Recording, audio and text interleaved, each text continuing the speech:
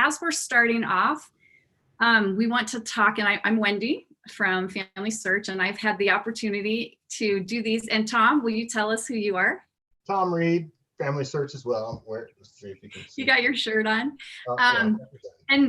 And Thom, we actually did an interview a couple weeks ago on Instagram that we'll have to let people know about. You were so energetic talking all about memories and stories, and I'm excited. I cried about my grandma.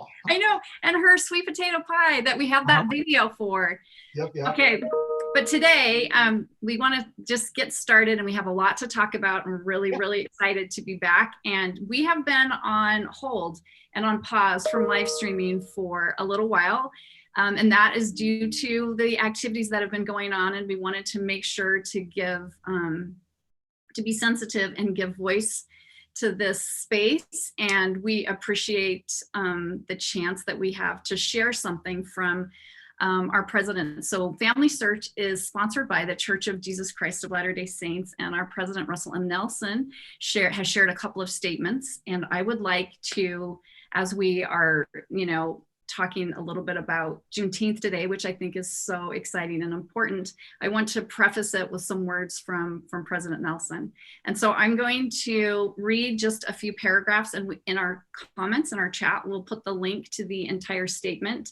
And then after that, we're gonna just go into Juneteenth. And I just wanna say welcome to everybody for joining. We appreciate you being here. And okay, here's what President Nelson has said. We join with many throughout this nation and around the world who are deeply saddened at recent evidence of racism and a blatant disregard for human life. We abhor the reality that some would deny others respect and the most basic of freedoms because of the color of his or her skin. We are also saddened when these assaults on human dignity lead to escalating violence and unrest. The Creator of us calls on each of us to abandon attitudes of prejudice against any group of God's children. Any of us who has prejudice towards another race needs to repent.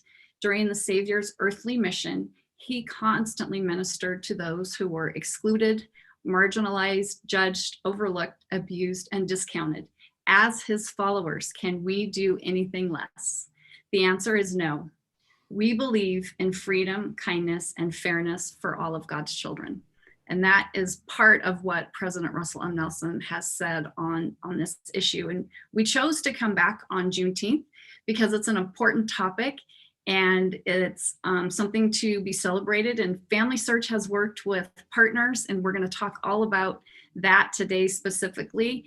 And we at FamilySearch want to contribute to the conversation in a way that we know how, and that is through genealogy. And so Thom, you're here joining us today, and we mentioned that your 12-year-old daughter is celebrating her Juneteenth birthday, Faith, by getting fabulous donuts.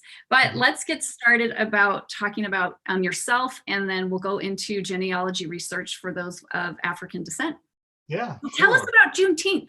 Yeah, I was going to say, yeah, probably talk. So this is a historic day, and I'm so glad that, we did give space for what needed to be, talked about in the community, but we're coming back on a day that's significant to my people, Juneteenth. So it was June 19th of 1865 when Major General Gordon Granger came into Galveston, Texas, and had federal orders to help or to read the emancipation of those who were formerly enslaved. Although the Emancipation Proclamation had been put into effect in 1863, went into effect January 1st, 1863 from Abraham Lincoln, the news hadn't reached all those who had been enslaved in the southern states until Gordon Granger came into Galveston, Texas on June 19th, 1865, and helped those individuals understand they were free. And it was a day of celebration, jubilation, again in 1865. And ever since then, that has been a significant day in the African-American community. So there's been celebrations all over the nation on Juneteenth, which is kind of putting the words June and 19th together. That's where you get kind of the Juneteenth from. And so this, something that my family's known about for a lot of, and maybe not a lot of people know about it. I mean, it's kind of African-American Freedom Day, or also known as Emancipation Day. And so there's celebrations that happen even in the state of Utah. I'm so happy that our governor signed into law to recognize Juneteenth as a state holiday. And there's all kinds of celebrations that are going on and things like that. And so we at Family Search have used this day because it's been significant. We've been doing the work of working to help people of African descent for 2 decades. Many people don't know, we're not trying, we don't brag and talk about things. There's a lot of things we do behind the scenes, but for 2 decades, we've been trying to help people of African descent. And more recently, we've used this day, Juneteenth, to announce different things that would help the Black community. So we're here today, 5 years. I remember this. 5 years from when we kicked off the Freedmen's Bureau project, which was like just this massive, massive project. Right. And I was sitting in Salt Lake in a conference room with a bunch of Family Search employees while you were. Tell us about your experience and what you were doing. And we were watching you speak and on stage. Yeah, it was amazing. One of the things I really like about my community, the Black community, is how we come together on important things, right? And there's a lot of coming together now. And we did this on Juneteenth, June 19th of 2015. We came together at the California African American Museum. We were so gracious to be hosted by George Davis, the executive director of that museum, where we did a broadcast to announce this project that we wanted to undertake with the community, the Freedmen's Bureau project. And so it was good to have representatives from the Afro-American Historical and Genealogical Society. We had my friends Tamala Tenpenny Lewis and had Sherry Camp there. We had a representative from the National Museum of African American History and Culture, Hollis Gentry's the genealogist that was there. We had our host, Kimbe and Jermaine Sullivan. They were on Meet the Mormons. They were the ones who kind of hosted the whole thing. And then we had Janice Scott, who had been an appointee in President Obama's cabinet, who was also there, who spoke. I mean, it was a long list of speakers. Diane Watson was an ambassador, and she spoke there. It was great to hear her remarks. And then we heard from a member of the Quorum of the 12 Apostles of the Church of Jesus Christ of Latter-day Saints, Elder D. Todd Christofferson. And so all of us came together, and there were hundreds of people in the museum there to hear the announcement. And many of you, probably nationwide, all over the world, because we broadcast it, were there that day 5 years ago when we kicked off that project. Let us know in the comments if you watched that 5 years ago when Thom was there and with all of those people that he talked about. Yeah. So, and tell us what you kicked off. So again, kicked off the Freedmen's Bureau project. So the Freedmen Bureau records is what we were focused on. And these were records that were created at the end of the Civil War to help indigent African Americans who had become newly emancipated, and those white Southerners who were poor and devastated by the Civil War kind of recover. It was, an organization that was under the Department of the Army, and they helped help people get on their feet and established Freedmen Bureau offices to provide food and shelter and housing and all these things. And over the course of their operation from 1865 to 1872, there were lots of documents that they kept and interactions from different people. And the National Archives and Records Administration held those documents, microfilmed them, and then digitized them. And a lot of them have rich genealogical data. And so our project was to take a select group of those that had the most genealogical relevance and take the digitized images and index them. So transcribe the names, dates, and places of the individuals in there to create a searchable database so that people could find their family in these records. These records for slave ancestral research are like a critical bridge between the 1870 brick wall and into this period of enslavement in the United States. And so that bridge, having that bridge and making them searchable was our goal. And so we had 1.5 million digital images, and over the course of 1 year, 25,550 individual volunteers helped to transcribe and index those records. And we were able to put them online by Juneteenth, 2016. So another date, a year later, another celebration. We were able to celebrate the completion of that project and make them available to anybody who wants to access them through Family Search. So And we're putting links in the chat for those of you who are watching. And so Thom just talked about kicking off the Freedmen's Bureau project 5 years ago. And so this is sort of a celebration of that. And Thom, I would love for you to share maybe something that personal that you found in the records, and maybe even if you have some examples that you can share with our viewers and kind of walk us through. Let me go ahead and share my screen, and hopefully yes, everybody's seeing, you're able to see this. Yes. So as part of the project, we created a website in partnership with all these entities called discoverfreedmen.org. And on that website, it was where people would come during the project to come volunteer, sign up to volunteer. They'd learn about the project, what they needed to do, and could kind of help us, move this transcription and indexing project along. Well, we completed the project, but we still maintain the website because people can come here to search the records.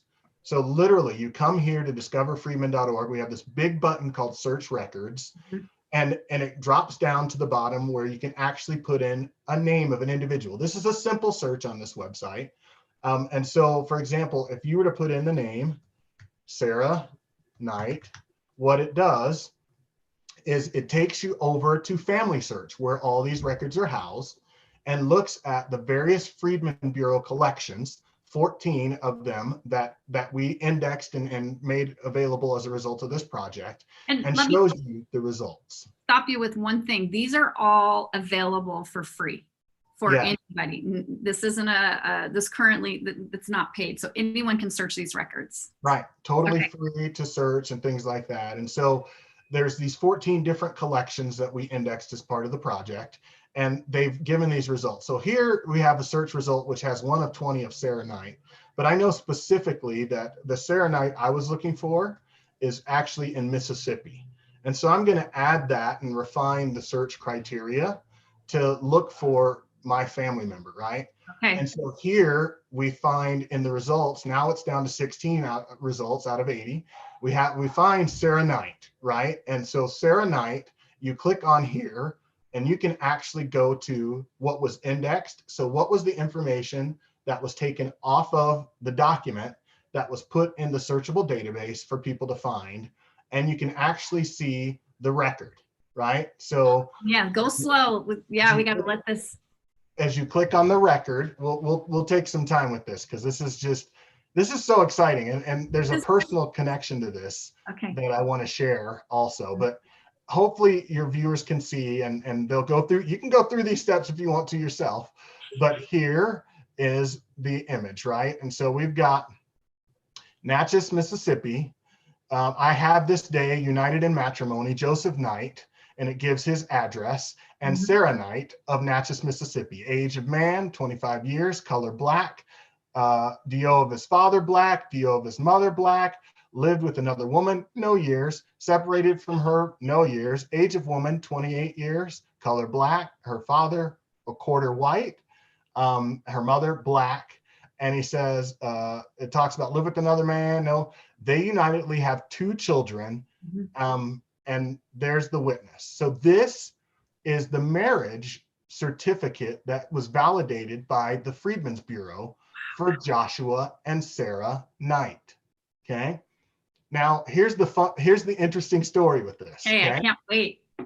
I share this example on purpose because I was at Keene University speaking at the Amistad Commission, which New Jersey, Keene University's in New Jersey, and they have every year a symposium where they take educators of social studies and educate them on things with Black history. And I was invited to come teach them about the Freedmen's Bureau records.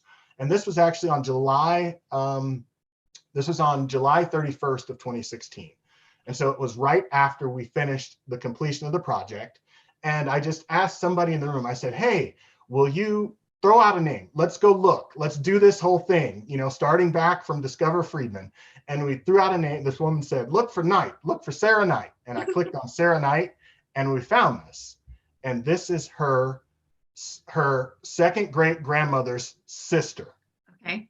Sarah Knight was Melvania Knight, who was sitting in the audience with me at Keene University, who just shouted out a random name. This is her ancestor. We found her ancestor's record in the Freedmen's Bureau marriage records that day. just from a random search. I have to say, it was not random. The ancestors were with us. Yes, yes. For sure. But I mean, these are the kinds of discoveries that people can make with these types of records. And this is, kind of a bridge that helps them get into other records and start to do more in their genealogical, research. And this is one of the many things that have happened from that 5-year kickoff to the things we've done today. And Thom, tell us about your role professionally, because as everyone can attest, your energy is fantastic. And I have to say, when you go travel and present, you bring home friends. Thom's social network is huge, and people just appreciate the enthusiasm that you have. And so tell us what your role at FamilySearch is, and then let's go into what are some other resources for people that are looking for their ancestors. So my role, my title is kind of a long title, Deputy Chief Genealogical Officer. It sounds important. It sounds really important, but it's such a pleasure to serve under our Chief Genealogical Officer for FamilySearch, David Rencher, who is a legend in the industry, and he's been recognized, world over for what he's been doing. He brought me on specifically to help FamilySearch with African heritage, with connections with the professional genealogical community, with genealogical soundness of FamilySearch as a product and an offering to the community.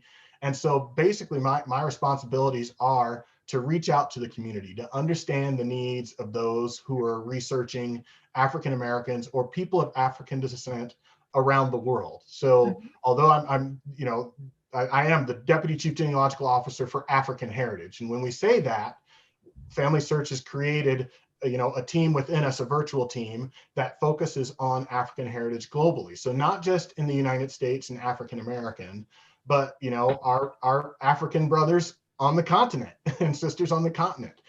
We've got a significant presence and lots of work that's happening there. You traveled to Africa a couple of years ago and was part of this. And what was that like? 2016 was a very big year for me. We finished the Freedmen's Bureau project, went to Africa, and we celebrated the Freedmen's Bureau project at the National Museum of African American History and Culture when it opened. But that trip to Africa was life-changing for me. It allowed me to see how I connect to my homeland. Right? At FamilySearch, we are about creating inspiring experiences that bring joy to all people as they discover their family and discover, gather, and connect with their family, past, present, and future. And so for me to go over there, I didn't, know before I went over there what my ethnic heritage specifically is. I mean, Africa's a vast continent of 54 independent nations, and so we can't treat them all as one. But it's I was happened to be in Ghana, and I came back with an increased desire immediately to try and connect with my African roots. In some ways reclaim my African roots. Yes. And so I came back, I took a DNA test with our partner Ancestry and found out my ethnic origin. And so I am Nigerian, I am Cameroonian, I'm Congolese, there's percentages in there. I have roots in the motherland that now I know and I can claim. And that's been one of the greatest developments, I think, in genealogy in the past 5 years is genetic genealogy and DNA, being able to connect people, just take those records. Sometimes I have brick walls in my research and the records stop, but being able to connect with a homeland and DNA for me was great, especially after having been there, having been able to, be in villages where we're collecting oral histories. That was why I was there. I was actually helping to document Tell us just a little bit about that. I feel like we may have spoken about this in one of our other live streams, but for those who aren't aware, I think this is a great project. Yeah, I think it's important to know, like we said, FamilySearch has had a presence among people of African descent trying to do that. And one of the ways we're doing that on the continent of Africa is collecting oral histories. We've contracted with organizations that go into villages and they interview the griots, the storytellers, those who have the memory of the genealogy and the history of that group. And we actually record those.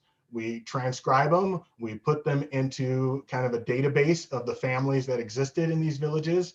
And over the course of the next 3 or 4 years, as we continue to collect these, we'll start to publish those and make those publicly available for anyone who has a connection app, especially those who are on the continent. This is breakthrough because many, have left their, let's say their ancestral village or the villages in the rural areas and come to the larger cities for greater opportunity, which is great. But they don't know necessarily the history, past grandparents or great grandparents in many instances. And by us collecting this information, it makes it available for anyone who's interested in connecting. Sometimes it goes back 13, 14, 17 generations. I mean, just amazing stories in history from one interview. Wow. Yeah. Okay. I appreciate you sharing that.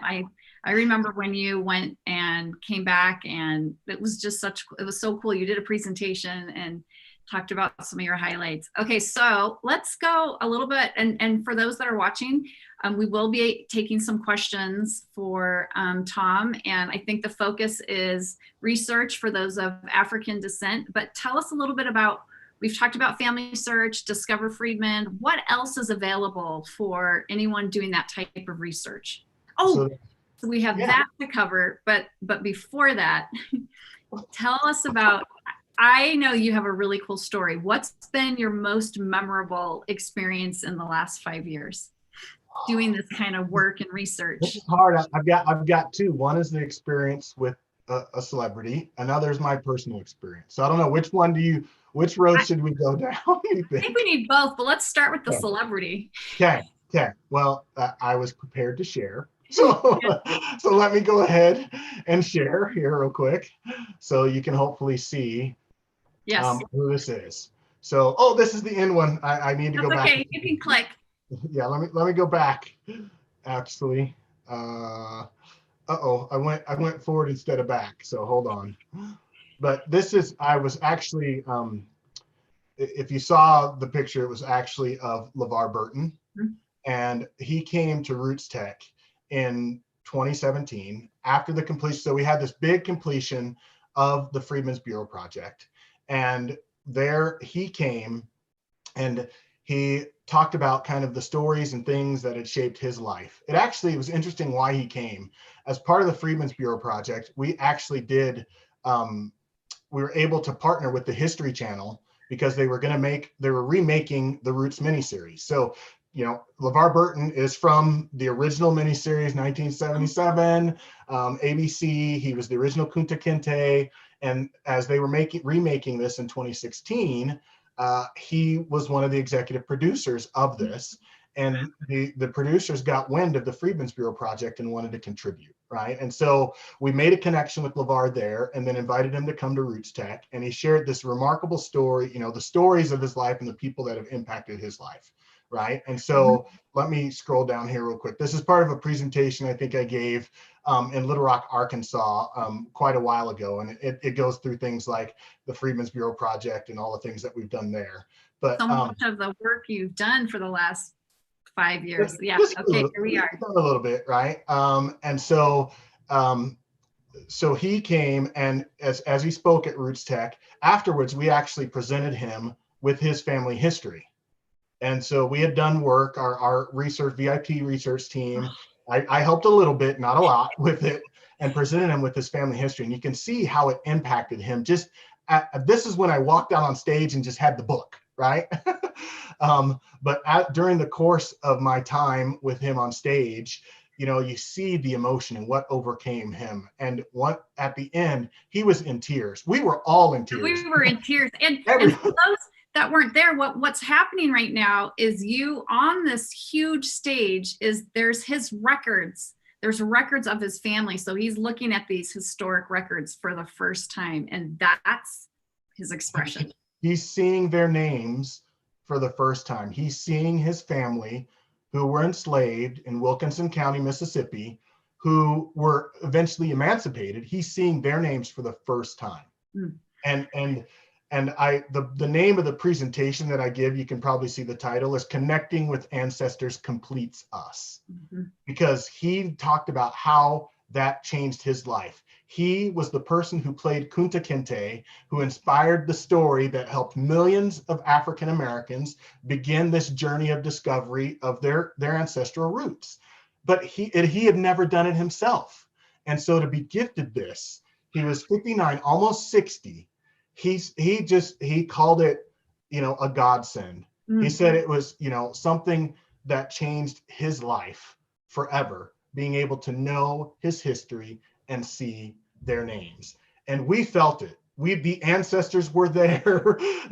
There was water coming. I mean, it was an emotional moment, and people have these emotional moments, and we want to try and help facilitate those emotional moments, right? Yes. And we want people to discover this stuff. Yes, thank you. Thank you for sharing that. Tell us about your own personal discovery and how that's impacted you. And I love when you share about that LeVar Burton story, because it was beautiful and memorable to witness. Okay. So thank you. So but talk about you. Let's talk about here. I'll talk about me. Let's see here. So I'm going to show you my ancestor. I'm going to go to the tree for Thom Pruitt. Okay. And just to tell you the story, I'm Thomas Reed III. My dad's Thomas Reed Jr. My grandfather is Tom Reed. His father is Ed Reed, and then he met Ed Reed, married. Hold on, let me make sure I get to this properly. So I'm going to get back to, let's go here. Okay. We're going to start at my grandfather. And just to say hi, we have lots of viewers who are appreciating this, and I think Deanne Dodds is saying hello. And so we're glad that you are all here, and we're thrilled to be back live streaming and kicking it off today on Juneteenth with Thom Reed, and he's sharing a personal discovery that he's had. So welcome to everybody. Okay, keep going. Okay, so here's my grandfather, Thomas Reed, and Eddie Reed is actually my great grandfather, where I'm stuck. Right? I don't know his parents. I've been researching for years and still haven't found it. But related to him is Thom Pruitt. His wife was Arlevia. Thom is there. So in my research, I actually found out that Thom Pruitt owned land in the area where Eddie Reed was born and married, and where my grandfather was married in Mississippi, but he was born in Marengo County. Hoboken is the town, which is not New Jersey. Hoboken, Marengo, Alabama. And so I found this indication that Thom Pruitt owned land. And so I happened to be on a trip. I was able to go speak at the Alabama State University Genealogical Colloquium. Alabama State University is a historic Black college. And so my colleague Fraisine Taylor invited me out to teach them about the Freedmen's Bureau Project. But I'm in Alabama, so I got to go see what this land is all about. And so I actually traveled to the county courthouse. I went and I found the deed, and the people at the county courthouse helped me identify where in the county the plot of land was. He actually owned 80 acres at the time. It had gone out of the family and eventually been sold to a lumber company, but the land was clearly marked. And one of the things, as the assessor helped me find this, they indicated a Pruitt cemetery. So here I am going, cool. So I drive out to rural Alabama, right, in Marengo County, and I'm trying to find this, this place, and it's timber country. So like, there's not a lot of mapping and stuff like that. But what I did have is I had a point on a Google map where the cemetery was supposed to be. So I literally got out of my car and went hiking through the woods in the middle of the summer to try and find this cemetery, and I found it. Oh, okay. This is exciting. Wow. So this is a picture of one of the headstones that's in this cemetery. Let me see if I can actually make it bigger for you. So here's one of this was the only thing that I found a couple of things, but this was the only upright one that I could see. And really, unfortunately, I was not able, had to go on a flight. And so I had to drive back to Montgomery from Marengo County. So I took this picture, but I found this place, and I found all these stones that were on the ground, over covered in the middle of, the forest, basically, where the Pruitts had been buried. Wow. And I don't know the story about Charles Coulter Davis, but I mean, when I saw this, I cried. Mm-hmm. Because he was 7 years old when he died. you know, and was born in Brooklyn, New York. I mean, what a story this little thing holds. Charles Coulter Davis, what a name, first of all. Right, Born that's a in Brooklyn, New York, right? And he was 7 years old when he died, and they cared so much about him in 1867 to put our loved one on this headstone. Yes. Like this was like connecting with the ancestors, completing me. The ancestors were leading me, marching me along the way, because I was literally lost in the middle of these woods, and I was really scared I wasn't gonna be able to get out. Right? But I was led here. I was led here, and I'm so thankful for all the work that people are doing to document anything that helps my people make a connection with their ancestors. In this case, somebody wrote down that here's the Pruitt Cemetery. Right. And so I was able to go there and find it. And you best believe I'm going back. Yes, you are. Back. So I appreciate, I so appreciate you sharing that story. And I think we'd love to hear from people watching it, the types of experiences they've had. But and you've also talked about FamilySearch resources. What are some other resources for people who are doing research in this space? What would you recommend? What are some partners? I would recommend heavily. So one of our kind of newer partnerships, if you will, has been with the International African American Museum Center for Family History in Charleston, South Carolina.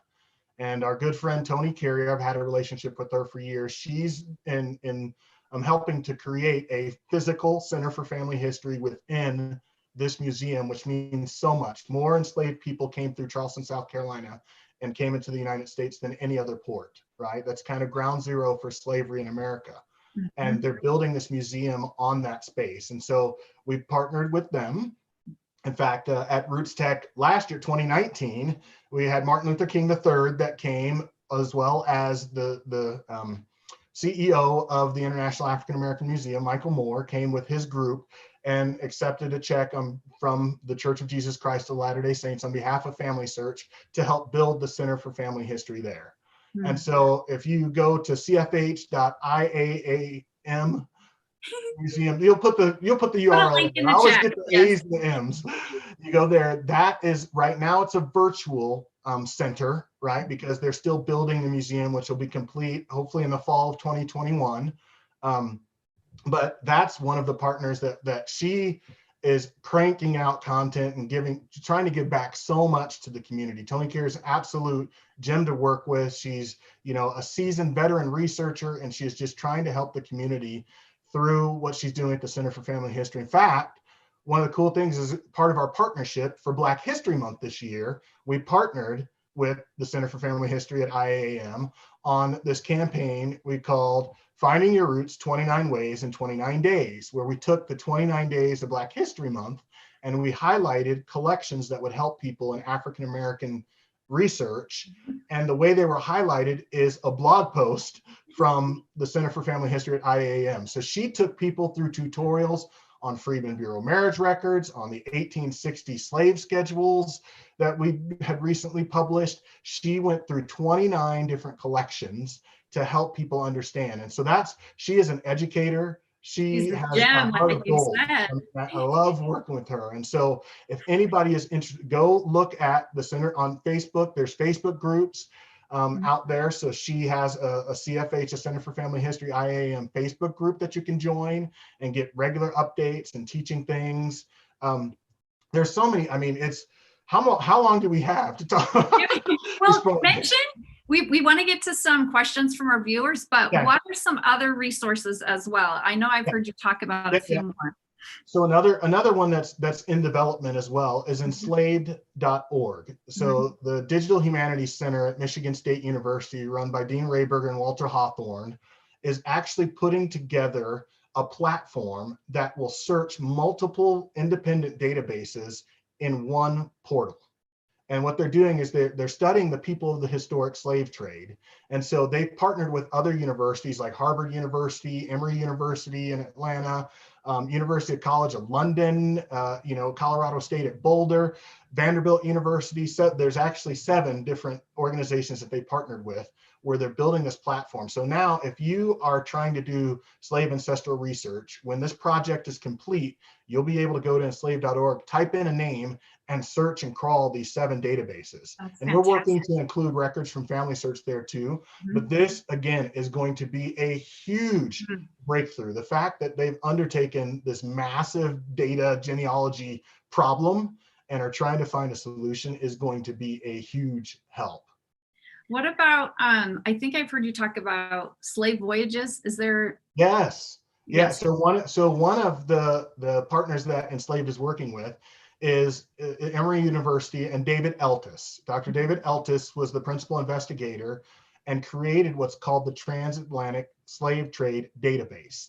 It is the definitive database that highlights all the voyages that left Africa and came to the New World. I think there was 34,000 voyages that are recorded in his database. It tells where they left, how much cargo in terms of how many souls were on board the ship, where they landed in the New World, who the captain of the ship was, the name of the ship, all kinds of things. And through that process of documenting all that over the years that David Eltis did it, he also created an African names database because in some instances there were named Africans on these voyages that came to the New World that were recorded.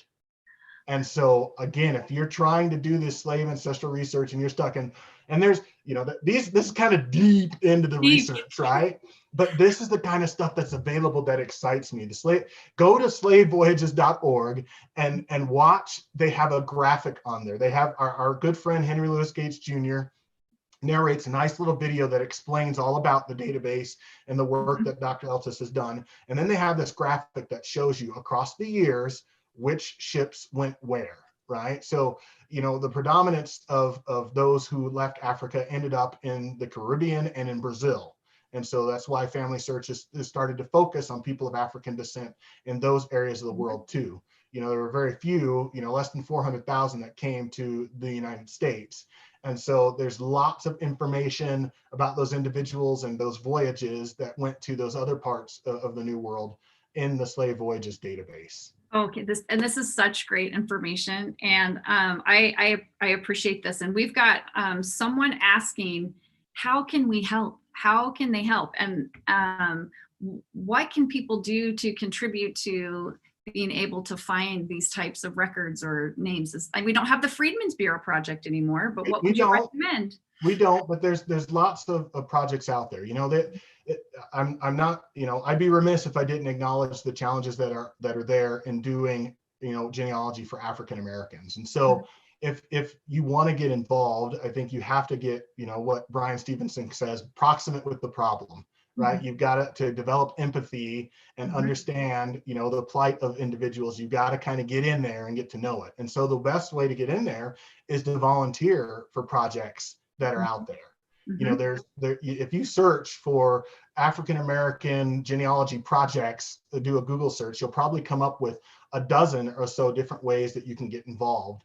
Some of them, that I recommend specifically is Freedom on the Move. Cornell University has done a transcription of runaway slave ads. That's the general term is runaway slave ads. To be more politically correct, it's liberated peoples, the stories of liberated people, right? And so they've got a way for you to search those as well as continue to help them transcribe. I know the National Museum of African American History and Culture has a Freedmen's Bureau transcription project. So we did, the parts of those documents that had most of the information that was genealogically relevant. But there were a lot of correspondence in the Freedmen's Bureau that had individuals' names that we didn't necessarily index and put as part of the project. But the National Museum of African American History and Culture in Washington, D.C. is asking people to transcribe, literally take every word from those documents and make those keywords searchable in their database. That's, so those are a couple of things. Oh, we've got something right now. Talk about what we have. So our focus being on people of African descent in the diaspora. In the Caribbean, we have, as an organization, have really tried to focus on how can we get at least 20% of vital records searchable for people of African descent in the Caribbean. Okay. And so we've digitized records, but we need indexers. So if you've ever done family search indexing, which all those 25,550 Freedmen Bureau project indexers have, so if you ever done any indexing, come help us with this Caribbean Civil Registration project that's available right now on FamilySearch.org. If you go to FamilySearch.org, indexing, web indexing, and try and find a batch, search for Caribbean, and you'll come across these records. We desperately need, or not desperately, but we really want help. I mean, we really want to make these records available as quickly as possible and help, you know, my brothers and sisters in Jamaica and Barbados and so on and so forth be able to make discoveries like LeVar Burton did, like Melvania Knight did, like I was able to do, right? So please get involved, lend a hand, get proximate with the issues that you know exist among African American genealogical researchers by joining Facebook groups, but by also getting involved in these various projects. Okay, and Thom, you are a wealth of information, and I know that our moderators are putting things in the chat, and so as you continue to provide resources, we'll make sure that those are available. And I think we have time to take some questions. Are you okay with that? I'm good. Any other partner projects you want to mention before we do questions? Of course. There's so many. So the big one that's on the horizon, and it's not necessarily ready for prime time, but I want to mention it. Okay. And it's called Reclaiming Our African Roots, or ROAR is the acronym, right? And what in our work with various institutions and organizations, we found that we all share a common desire to make this information for people of African descent more readily available. And so we're working to formalize a partnership with multiple entities that are all focused on the same issue of trying to make records of people of African descent more easily available. And so, you know, we've had conversations obviously with the folks in Enslaved, and we've worked with the folks with Tony Carey at IAM's Center for Family History and the Afro-American Historical and Genealogical Society, and you know, Our Black Ancestry and other institutions and organizations as well to be a part of this. Most recently, we've had conversations with the Ellis Island Foundation and their American Center for now I'm gonna mess up their acronym. You're dropping acronyms like Jackie Schalk. Look her up. But we've had conversations with her about being part of this ROAR consortium or coalition of multiple entities that are working together to provide significant resources, capital, technology to really boost this. We know at FamilySearch we can't do this alone. We love to be a supporter of the industry and try and help. And we've done all that we can, but we know we can't do it alone. I told you before, Freedmen's Bureau Project was about the community coming together, right? And ROAR is about bringing the community together. And so it's still in the development stages. We don't have a website or anything yet, or don't have anything people can do immediately to get involved with ROAR. We're working at institutions, but I see out of ROAR coming additional projects that the general public can get involved in, many of them. We just are working on the development of that now. But to me, reclaiming our African roots is what's going to make a significant difference across the globe for people of African descent trying to discover their ancestors and connect with their homeland. Sheila, and I'm sure everybody else is wondering, how do they, is there a place they can follow you, or where would they go to stay up to date on what's happening in this space? What do you recommend? You've got some fans. I recommend, I wish we could put the link, and maybe we can. We have an African Heritage newsletter from FamilySearch that we send out every quarter. Our marketing coordinator, Kayla Jackson, has been good to help develop that. And so we'd love to if we can grab that link and put it in the chat here, people can opt in to receive emails about the various things that we're doing at FamilySearch for people of African descent. Personally, you can follow me. My handle on all social media is I am Thom Reed. So Facebook, Instagram, Twitter, Snapchat, TikTok. I've only done a couple of TikToks. You need to do more. I love it's fun. But yeah, follow me personally if you want to. Absolutely. And as we develop, again with ROAR, that's probably going to become the definitive website and source of all things related to African heritage genealogy. as we kind of move along the way. But subscribe to our newsletter if you can. Follow me on social media. I'll keep you up to date on various things. Come to the Family Search Wiki. So if you go to familysearch.org and look at our wiki, then you can also learn tons of stuff there. So if you want more education, if you want to see tutorials, if you want to like whatever, if you want more information, research helps, all kinds of things, our Family Search Wiki is where it's at. And we do a good job of trying to keep that up to date with the latest resources and information available. Okay, we've got a couple of questions as we're nearing the end, and just, you know, we're so grateful that everyone is joining us and asking these questions. Do you know anything about, I don't know if this is in your area of expertise, which is vast and wide. People are asking about indexing projects in Haiti. Do you have any idea of those availability? Yeah. Okay. So I know we do have an active indexing project in Haiti. But I believe like in indexing, we have public projects and then we have groups that adopt projects and do them themselves.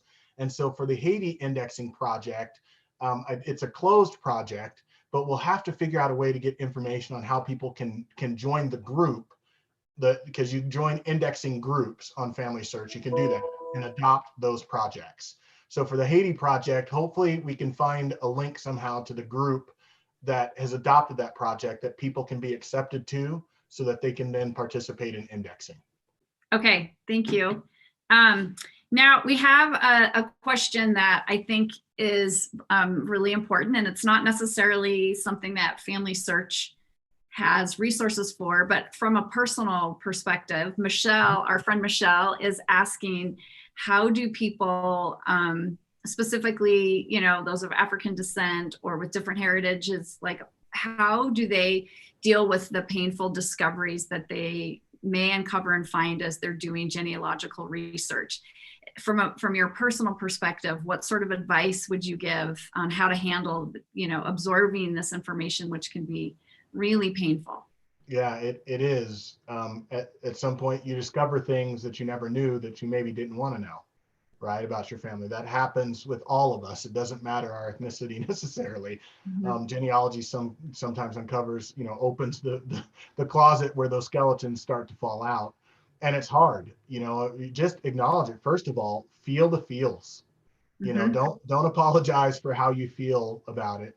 But as you process it, one of the things that I think is helpful is to, again, have empathy, try and develop empathy and look through the lens of the time in which you're talking about and the circumstances and the situation that maybe individuals were in or came from or came through, right? Because that makes a big difference. We at Family Search and in the genealogical community at large, it's not about the names and dates and places, but it's about the dash and about their lives. And so the more that you can research the context of where they lived and where and some of the circumstances around these individuals will give you a better perspective, I think, to manage how you feel about some of the uncomfortable things that you learn and be willing to accept them. Our ancestors' mistakes are not our mistakes. We are not, you know, beholden to the sins of our fathers per se. So yeah, family members may have done some things that were unsavory and unpleasant and things like that. But that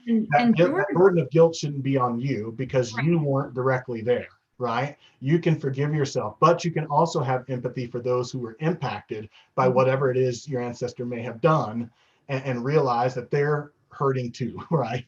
And give some space for empathy in that regard. So I think that's my advice on how to kind of handle the uncomfortable things, is look through it in a different lens and do your best to kind of, you know, realize that it was a time and a place that you weren't a part of. So you don't own any of that. You can only do what's in the here and now, and you can impact the future, but don't worry, you can't change the past.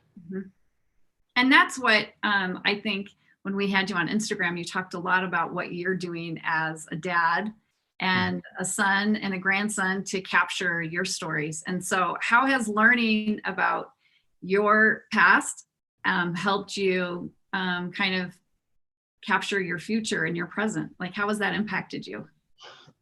I'm more committed to my family, I think, more than anything else, you know.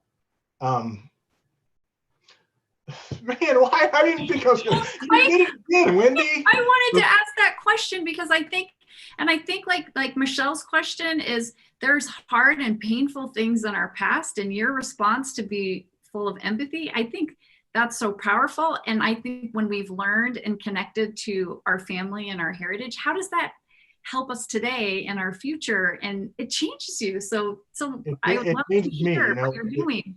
It makes me want to do traditions with my daughter, Faith, whose birthday is today, of having donuts. Yes. Taking a picture and capturing it and uploading that picture to FamilySearch in our memories. It makes me, when I sit down with my father-in-law, who's struggling a little bit with dementia, when he shares those memories, I open up the FamilySearch Memories app and I record the audio right then, so that my kids will be able to share with their grandchildren the stories of their third or second great grandfather. Right? That I'm trying to. I wish I could have done more when I was younger, but I'm here now. So I gotta forgive myself for my mistakes of the past. But I'm here now, and I'm trying to create traditions, and I'm trying to capture those traditions for the future. Family, we talk about family history. That doesn't necessarily mean the past. It can be the history that you're making now that will be history to those in the future. And so as our family, there are tons of traditions that we have and things that we do that we try and commemorate and memorize and memorialize and keep those at the forefront of our family traditions. Oh, I thank you for answering that personal question. I find it so inspiring because I think, especially the things that you've shared with us and where you've come from, and this. We have someone else who's asking questions about where else are Freedmen's records available. Does Ancestry or any of our partner sites have more?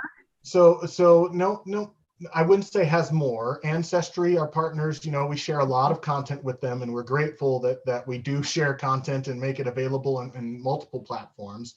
They do have some of the Freedmen Bureau records. We have records on FamilySearch.